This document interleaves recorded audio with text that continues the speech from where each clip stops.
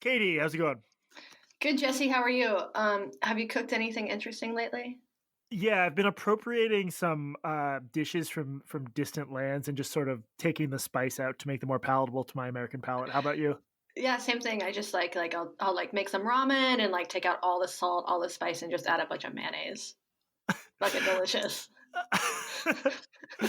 We are gathered here on a Sunday for a bonus episode of Blocked and Reported. I'm Jesse Single. You are Katie Herzog. Our normal episode in which we discuss Tara Reid, Joe Biden, and Candace Owens will be up tomorrow, Monday, May 11th at the normal time. But today we're going to discuss. Why don't you just jump into it, Katie? Tell us what we're going to discuss.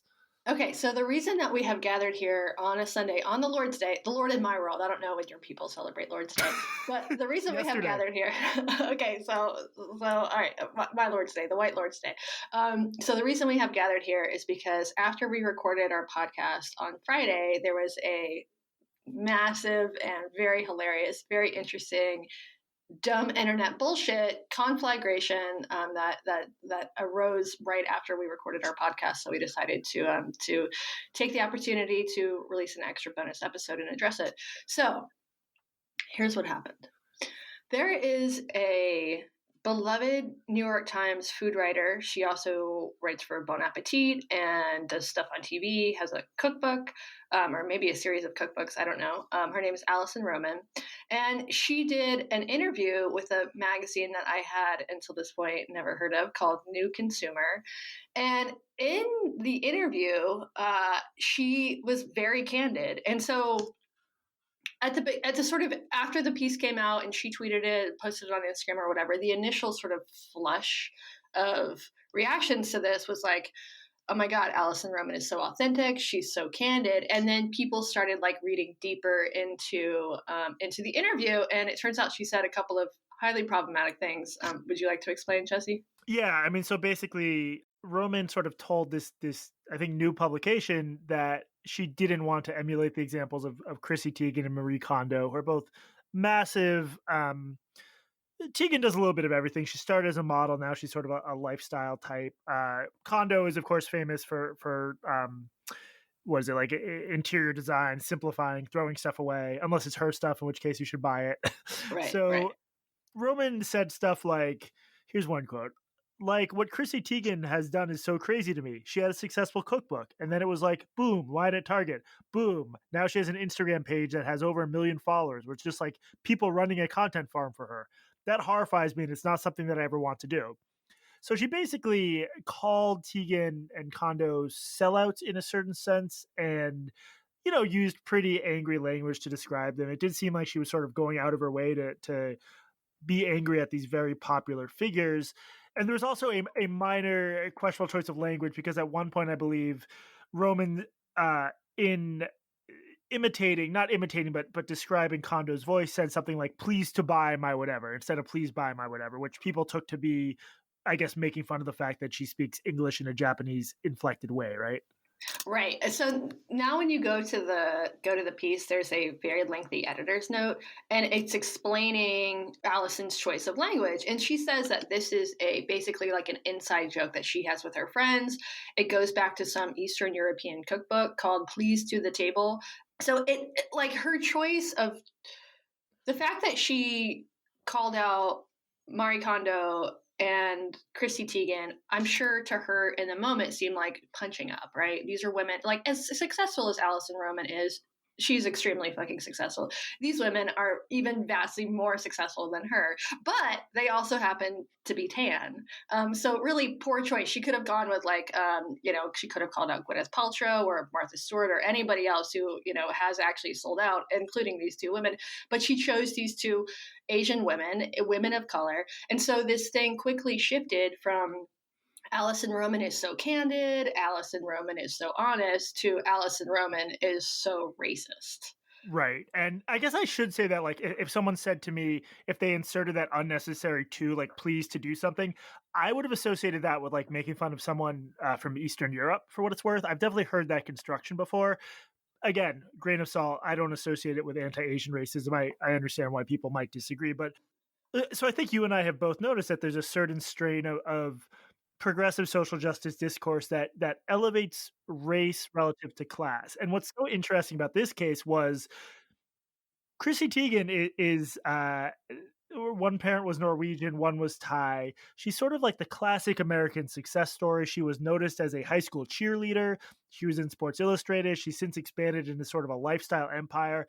She's just by any conceivable notion, A, incredibly successful, B, part of what, one good trajectory in America is that I think someone who looked like her 30 or 40 years ago would have had a much more uphill battle. But she is beloved by millions of people. And yet the story became that Alison Roman was attacking a quote woman of color, where all these other aspects of who she is, her amazing success, her wealth, her power, just get replaced, as though she's sort of this just a victim. And let me just read one. This was a tweet storm by someone from your neck of the woods that I thought just like captured it brilliantly. So this is someone quote retweeting Alison Roman, and she says, a white woman accidentally lifted the lid on the way white women talk to each other about women of color behind their backs. Not like you would think that these white women who in fact fall all over themselves to buy cookbooks by people like Chrissy Teigen and books by people like Marie Kondo and anti-racism books by people like Robin DiAngelo are like white supremacists quietly meeting to take down women of color. Right. And it's just so fascinating. Like you said, I mean, Chrissy Teigen was totally flattened. All of her success, everything that she's done, flattened to just woman of color. It's also, I mean, the idea that you cannot criticize a woman who is successful, powerful, rich because of the color of her skin is crazy. Where did this come from? And the fact that this has like also has been conflated, has been given the term like racism or bigotry as opposed to just like calling out a fucking celebrity, which I'm sure Roman thought that she was doing. And I will say, like, I don't like Roman came across in a piece a little bit as an asshole. I mean, She's a jerk. Totally. yeah. Her criticism of Marie Kondo, especially, I mean, she like said that because Marie Kondo's whole thing is throwing stuff out, like the woman shouldn't have a line of products. Well, I think it's a little bit more complicated than that. And also, Marie Kondo, I think, should be able to capitalize on her fame as much as Alison Roman should. And Alison Roman was talking about this in the context of her own line of cookware products that are coming out. So, there's a lot of hypocrisy there too. But so it's interesting because like the allegations of racism, like she looks like the bully here, and then you throw these allegations of racism on top, and all of a sudden like my allegiance to this shifts because I think those allegations are so unfounded in this case. And Chrissy Teigen posted this sort of heartfelt thread about how hurtful it was to read this interview, and I really like Chrissy Teigen. I do think she's a sellout. I mean, every time I open Instagram there's a fucking advertisement for her for diapers or whatever. She definitely like uses her family and her children and her husband and her whole sort of image to sell shit. She is the definition of a sellout, but I still like her. She's very charming and she seems fun and she seemed like she'd be fun to hang out with.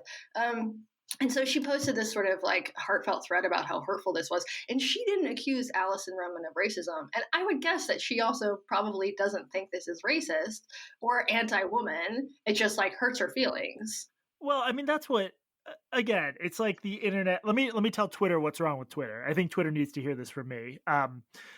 Nothing can ever just be a thing. It has to be like everything, right? Like it can't just be Alison Roman was a jerk, which she was. And you know what? Chrissy Teigen is not, she doesn't not have feelings because she's rich and famous. I'm sure it was hurtful, but just the sort of, like you said, the calm before the storm where the story is interpreted one way.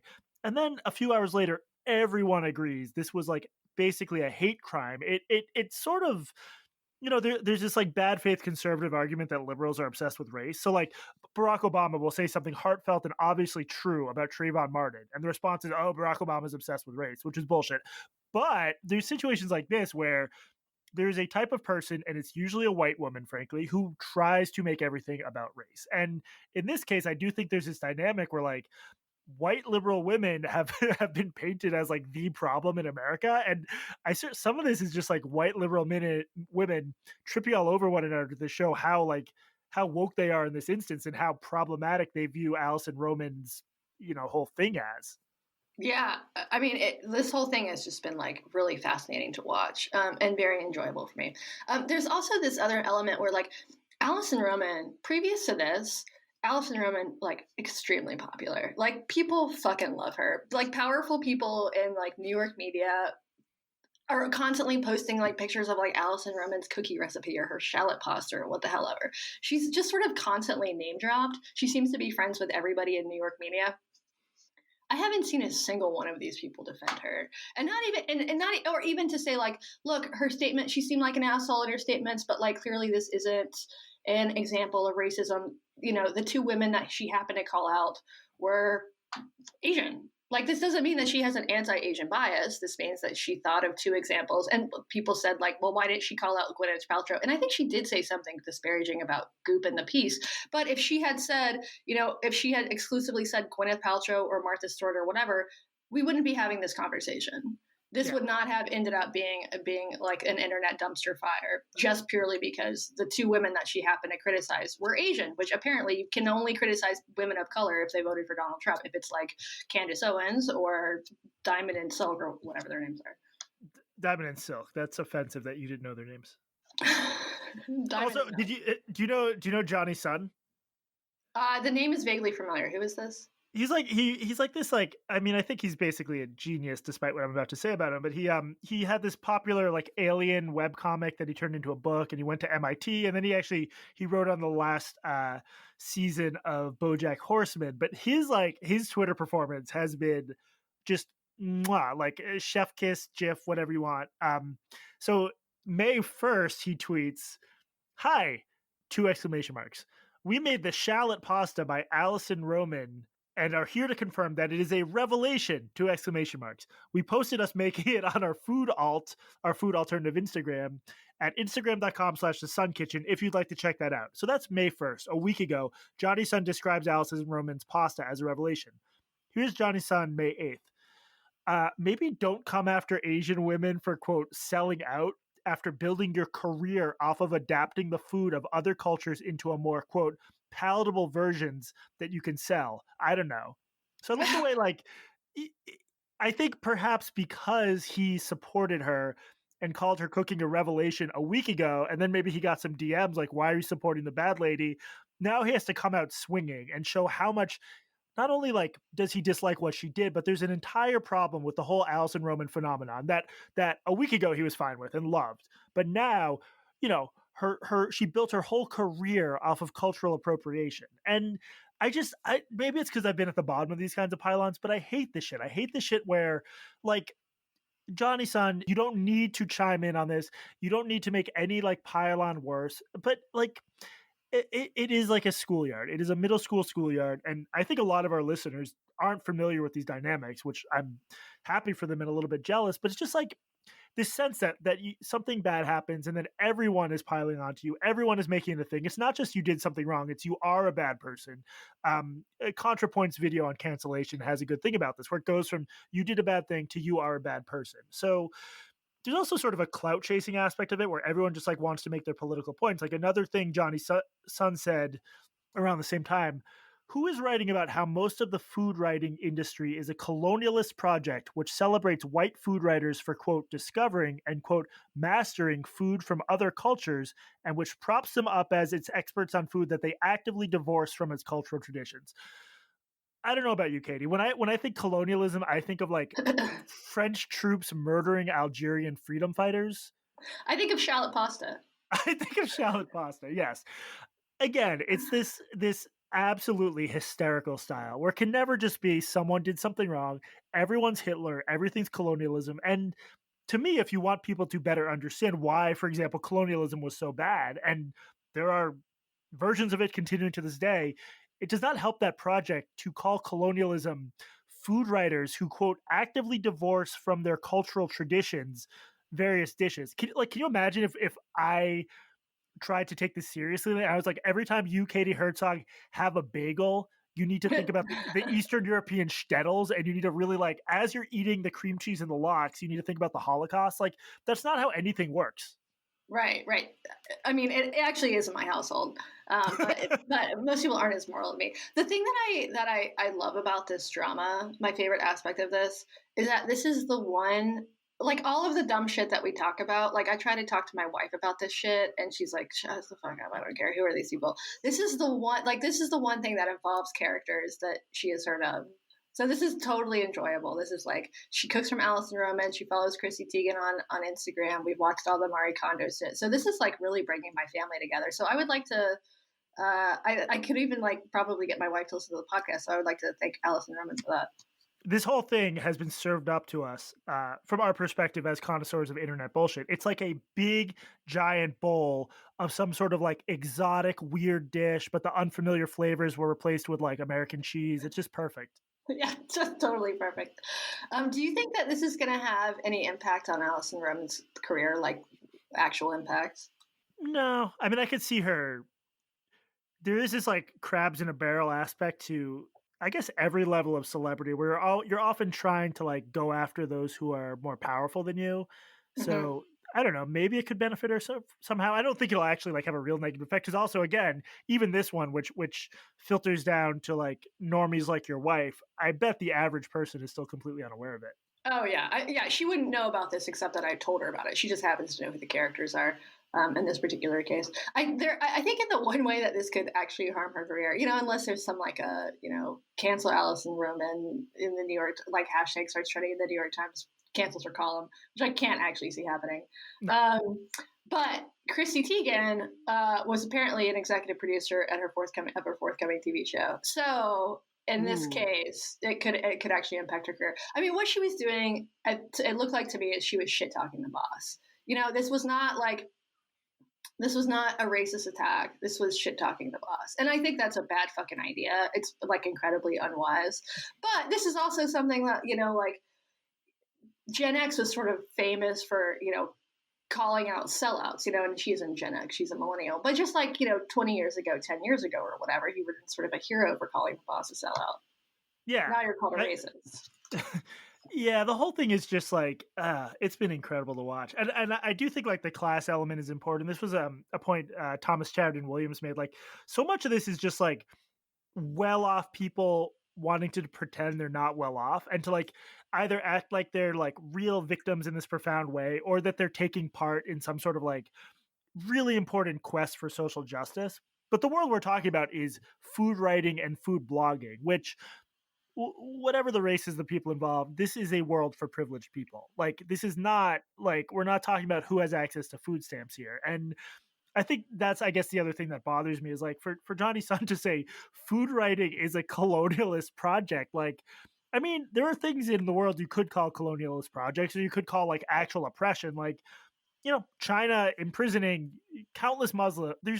I know you can't. I don't want to do the on the like. Why are you paying attention to X instead of Y? I just think our most potent moral language should probably be reserved not for like, oh, I don't like the way this food writer wrote about chicken tikka masala, but maybe like for actual horrible things. But there's just these people just feel so disconnected from any actual hardship, and we are too. It's not like we're writing this from the gutter, but I just the class element here can't be understated. And I think people like to talk about race a lot. They do not like to talk about class, and I do think this is a big part of it.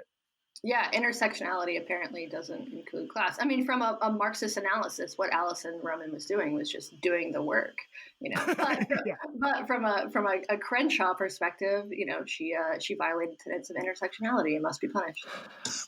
This has been amazing. I'm also just like, I'm wondering what it does to my brain that this is like, this pops up and then like for the next 5 hours, I'm glued to Twitter. Yeah. What could I have accomplished in some other timeline where we didn't have Twitter? It's scary to think about. It's the perfect storm though. It's like, it's got celebrities, it's got class, it's got race, and it's all happening in the midst of quarantine while there's also a winter storm happening on the East Coast. So this is just like perfect, just designed. Alison Roman says like one offhanded thing, and this is just designed to, catch fire. If we were being cynical, we could say maybe this was actually a ploy for attention, and a successful one at that. And I don't think it was, but it could be. What's your favorite culturally appropriated food, like a food we associate with some ethnic group where in that country they almost certainly don't eat it? Oh, gosh. I mean, I guess the obvious answer is pizza. No, but they eat pizza in Italy. I'm not letting you off the hook that easy. Okay. chicken tikka masala. Yeah, I didn't know. For me, it's malai kofta, which is like a vegetarian Indian dish that's so good, Yeah. but it's like all sugar and fat, and I'm pretty sure they just made it up for us fat Americans, but I appreciate that. It's delicious. I love mall Chinese food too. I really Oh, do. there you go. I have a very unsophisticated palate. I sort of like a lot of white foods. Like I would eat like potatoes and bread for all of my meals if I could. Me And too. so I'm sure if I ever went to Asia, I would probably like end up eating Luna bars the whole time because I'm so unsophisticated.